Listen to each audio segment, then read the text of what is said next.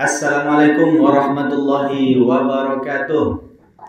Selamat pagi, selamat siang, dan selamat sore atau selamat malam bagi seluruh pemirsa, para penonton dan penikmat Indobay Podcast KBRI Beirut. Seperti biasa, podcast KBRI Beirut ini akan menyajikan tayangan dan liputan kekinian baik itu di dunia akademisi, para pengusaha, tokoh-tokoh militer, dan juga tokoh-tokoh profesional lainnya. Oleh karena itu, pada hari ini kita telah kedatangan tamu, seorang pembicara atau pembicara kita, seorang narasumber yang memiliki background yang luar biasa, seorang tokoh di dunia militer, khususnya di Angkatan Laut. Namanya bukan hanya terkenal di dunia atau di nasional kita, namun kiprah dan perannya telah sampai ke dunia internasional. Kita sambut Komandan Kapal Perang Indonesia KRI Sultan Iskandar Muda 367, Letkol Laut Abdul Haris. Selamat datang, Komandan. Waalaikumsalam warahmatullahi wabarakatuh. Apa kabar, Komandan? Alhamdulillah sehat dan masih kuat.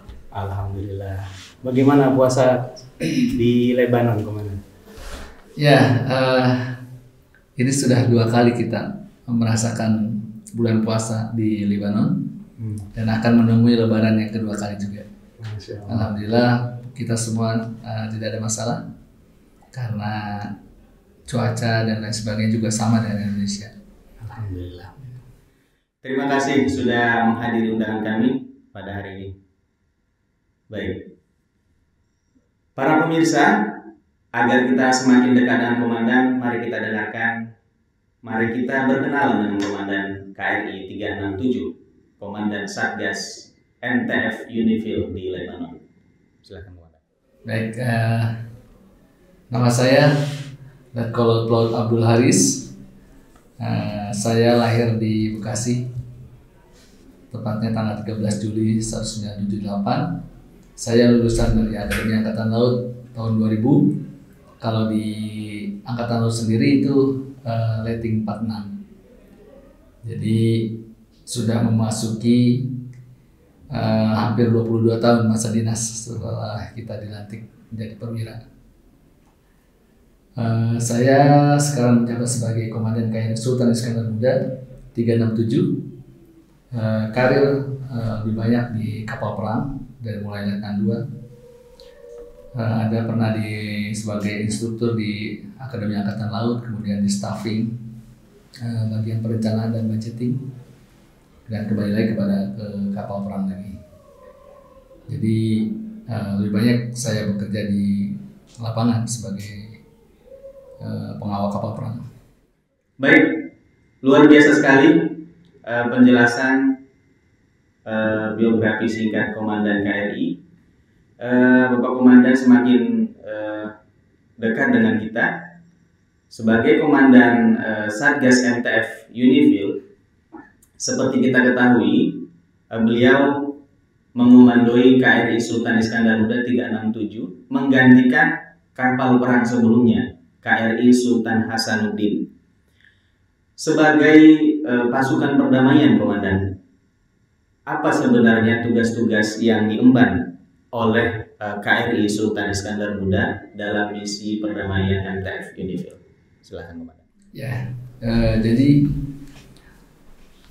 pertama adalah kapal perang Republik Indonesia ini memiliki sebagai kepanjangan mata daripada Angkatan Laut dalam hal diplomasi, karena Angkatan Laut terkenal dengan level diplomasinya. Juga sebagai duta daripada negara yang melaksanakan salah satu wujud daripada cita-cita dibentuknya satu negara, negara Kesatuan Republik Indonesia, yaitu ikut dalam melaksanakan perdamaian dunia, ketertiban dunia. Nah, sedangkan kita bergabung di Maritime Task Force ini Ini adalah misi PBB yang hanya satu di dunia yang melibatkan Angkatan Laut sebagai core-nya, yaitu Maritime Task Force, dan hanya ada satu di dunia, yaitu di Lebanon, UNIFIL. Tugas pokoknya adalah sesuai dengan mandat daripada PBB, yaitu yang pertama adalah melaksanakan MAYO, Maritime Interdiction Operation, atau kita melaksanakan patroli rutin untuk mencegah adanya keluar masuk barang ilegal, termasuk dalam hal ini senjata, ke Lebanon. Kemudian juga kita melaksanakan training atau pelatihan kepada LAV Navy atau Angkatan Laut Lebanon. KRI kita yang melatih, Komandan? Ya, kita salah satu tugas pokoknya di dalam Maritime Task Force Training, Maritime Task Force itu salah satunya adalah tugas pokok kita melatih LAV Navy. Supaya apa? Supaya mereka bisa mandiri untuk melaksanakan penjagaan wilayah teritorial mereka sendiri. Hingga saat ini sangat bagus progresnya. LAV Navy banyak belajar dari mulai tahun 2006 adanya Maritime MTF sudah sangat signifikan. Hanya memang mungkin akan memperbesar lagi angkatan lautnya dengan kedatangan berbagai alutsista kapal patroli. Kemudian yang lainnya adalah tugas pokoknya, yaitu melaksanakan ISR, pemantauan wilayah udara. Kita sebagai kepanjangan daripada radar udara yang ada di darat, namun kewajiban kita hanya memantau pergerakan pesawat-pesawat udara yang ada di atas area maritime operation atau daerah operasi kita di laut.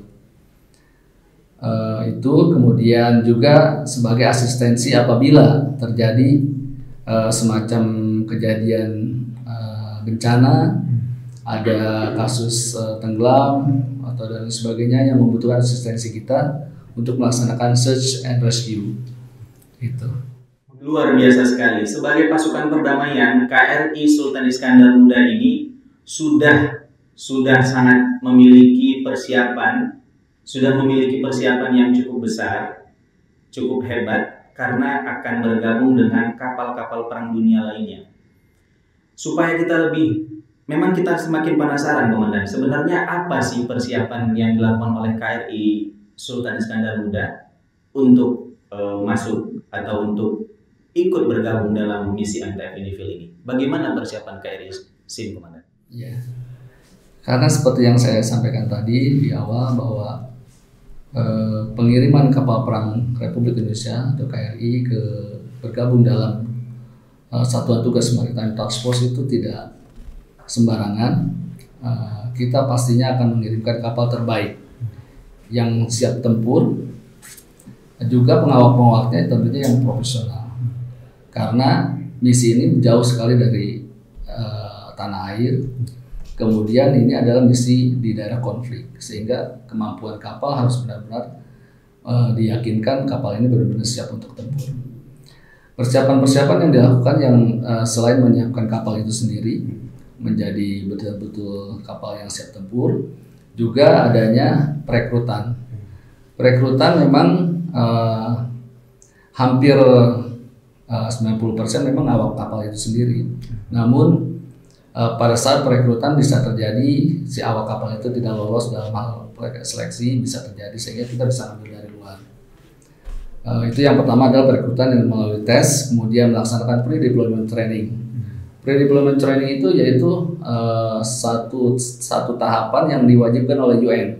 Sebelum kita melaksanakan deployment ke daerah misi, itu sudah ada aturannya di UN untuk dilatih dulu.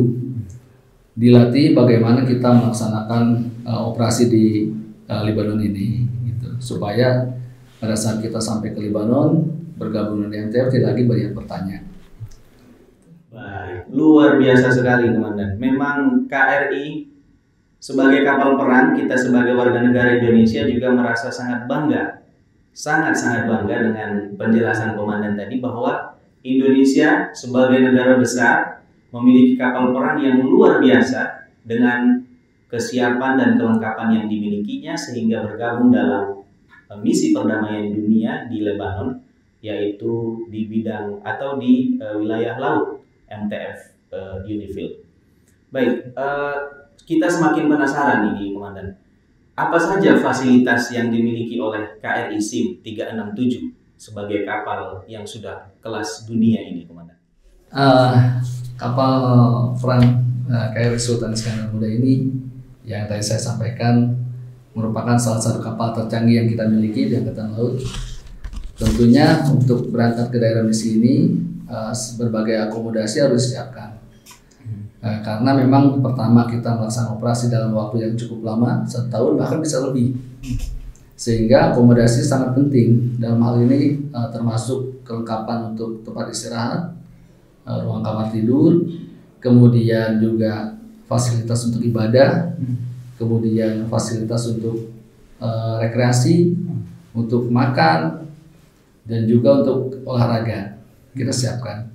Karena operasi ini tidak main-main. Operasi ini sangat panjang sekali durasinya, yang mengakibatkan akan terjadi kejenuhan apabila akomodasi tidak kita lengkapi, terutama dalam hal rekreasi. Betul, Komandan. Fasilitasnya harus memang sempurna dan bisa lengkap semuanya. Baik, luar biasa. Sekali lagi kami sangat kita sebagai warga negara Indonesia, Komandan, sangat merasa bangga dan kagum dengan kehadiran KRI ini. Apalagi kehadirannya di Lebanon memiliki peran yang sangat aktif di dunia atau dalam misi perdamaian. Baik, Indonesia dan Lebanon bukanlah suatu negara yang dekat secara geografis ya, sangat jauh. Nah, kita semakin penasaran, saya yakin para pemirsa juga demikian. Bagaimana persiapannya itu, Komandan? Persiapan perjalanan ini yang kami maksud, perjalanan dari Indonesia ke Lebanon. Bagaimana perjalanan itu? Maksudnya berapa hari atau bagaimana jangka waktu yang dibutuhkan? Rute yang dilewati itu seperti apa, Komandan, dari Indonesia ke Lebanon? Jadi normal perjalanan sebenarnya apabila itu jalan lancar ya, tidak sampai 1 bulan. Namun kemarin pada saat kami melaksanakan perjalanan Indonesia-Lebanon, itu kami sempat tersendat di Jeddah karena ada peristiwa di terusan Suez, yaitu MV Evergreen. Itu sempat terhalang, sehingga membutuhkan waktu sampai 51 hari. 51 hari. 51 hari. Dari mulai kita dari Surabaya, kita berhenti dulu di Batam untuk 5 hari sambil menunggu upacara pemberangkatan, kurang lebih 51 hari. Itu jaraknya kurang lebih 71.500 nautical mile. Ulang 7.154 nautical mile. Memang seperti kita ketahui, Komandan, pada Maret 2021 yang lalu itu ada kejadian atau peristiwa terusan Suez. Seperti yang kita ketahui waktu itu terusan Suez tidak bisa dilewati. Posisi KRI bagaimana waktu itu, Komandan? Di saat tidak bisa melewati laut tersebut, terusan tersebut, apa yang dilakukan oleh personil kita, Komandan, selama menunggu jalan terbuka kembali? Aktivitas apa yang dilakukan oleh para personil kita di KRI Sultan Iskandar Muda dalam perjalanannya ke Lebanon? Sebenarnya pada saat itu semua dalam keadaan COVID, tingginya COVID dan sangat luar biasa ketatnya, sehingga kita perjalanan pun sebenarnya dari mulai kita memasuki wilayah Kolombo, kita tidak diperkenankan untuk turun ke dermaga. Kita stay di kapal, hanya menemui sebentar Bapak Duta Besar dan Atang atas pertahanan. Juga sama di Salalah pun sama, perlakuannya sama, dan di Jeddah pun sama. Tadinya kita sambil menunggu proses evakuasi Evergreen itu selesai, kita diminta untuk barangkali bisa umroh, ternyata masih tidak bisa. Kita pun ya menghabiskan waktu di kapal, namun akhirnya ada kebijakan dari otoritas pelabuhan, kita boleh berlari-lari di dermaga sepanjang tidak keluar kemana-mana, karena memang aktivitas pelabuhan sangat tinggi. Berarti perjalanan dari Lebanon nanti kembali ke Indonesia juga melewati jalur yang sama. Mudah-mudahan tahun lalu belum sempat dapat kesempatan umroh. Ibadah umroh. Mudah-mudahan tahun ini Insya Allah KRI bisa umroh. Amin. Baik. Seperti yang kami sebutkan tadi, Komandan, KRI ini bukan hanya sebagai kapal yang memiliki peran aktif di dunia militer dan menjaga perdamaian, tapi juga aktif sebagai duta-duta diplomasi budaya. Kita ketahui kapal KRI terlibat dalam mempromosikan Indonesia di Lebanon bekerja sama dengan KBRI Beirut. Apa saja yang telah dilakukan oleh KRI, Komandan, atau apa yang telah dilakukan dan bagaimana persiapannya dalam melakukan misi diplomasi budaya bersama KBRI di Lebanon? Jadi seperti yang tadi juga saya sampaikan bahwa ini sesuai dengan instruksi daripada pimpinan kami, Kepala Staf Angkatan Laut, bahwa peran core daripada Navy atau Angkatan Laut adalah salah satunya sebagai fungsi diplomasi. Ya. Oleh karenanya kita pada kesempatan ini untuk melaksanakan tugas operasi, kami juga dibekali untuk siap untuk melaksanakan dua fungsi sekaligus, selain diplomasi militer juga diplomasi budaya. Oleh karenanya kita siapkan dari mulai sebelum pada saat pelaksanaan pre-deployment training itu kita berlatih di waktu-waktu senggang. Kita manggil guru tari, apa yang akan kita tampilkan pada saat nanti kita di Lebanon. Dan itu harus merupakan compulsory karena kita tanggung jawab kita. Kita sudah dipercaya oleh rakyat, oleh negara. Kita manfaatkan betul untuk memperkenalkan Indonesia sebenarnya di mata dunia. Memang sebagai kapal perang yang kita ketahui hanya memiliki peran fungsi utama dalam menjaga perdamaian dari sisi keamanan dan kemiliteran khususnya di laut. Tapi KRI juga punya peran aktif dalam misi mempromosikan budaya kesenian Indonesia di Lebanon bekerja sama dengan KBRI Beirut. Tentunya kami semua dan para penonton pasti merasa bangga dengan KRI ini. Semakin bangga lagi. Mungkin Komandan bisa menjelaskan capaian atau prestasi-prestasi yang telah dicapai oleh kapal perang ini di bawah komando Komandan. Boleh diceritakan prestasi dan capaian yang telah didapatkan oleh KRI SIM 367. Jadi yang pertama adalah berbanggalah sebagai bangsa Indonesia. Kita ini bangsa yang besar, bukan bangsa yang kaleng-kaleng. Betul. Kita sendirilah yang memandang bangsa kita itu kecil. Nah, sekarang yang perlu kita luruskan adalah banggalah dengan bangsa Indonesia, jadi bangsa Indonesia. Kenapa? Ternyata kita benar-benar diakui di luar. Prestasi yang kita selama kurun waktu kami melaksanakan operasi ini, yang pertama adalah sudah 2 kali MTF Commander. Yang pertama pun mengakui bahwa kontribusi daripada TNI dalam MTF sangat hebat dan diakui profesionalisme kita sejajar dengan negara-negara. Dalam hal ini Jerman, Navy, Angkatan Laut Jerman yang sudah memang standar NATO, kita tidak ada masalah. Juga dalam hal pelaksanaan kegiatan-kegiatan pun kita selalu outstanding, mendapatkan apresiasi dari MTF Commander, dari Force Commander, bahkan terakhir kami di on body dengan istilah the Wise Kids at Sea. Wise Kids itu adalah kumpulan daripada para komandan bintang 1, komandan sektor East, sektor West, dan MTF Commander, dilengkapi dengan Chief of Deputy Force Commander.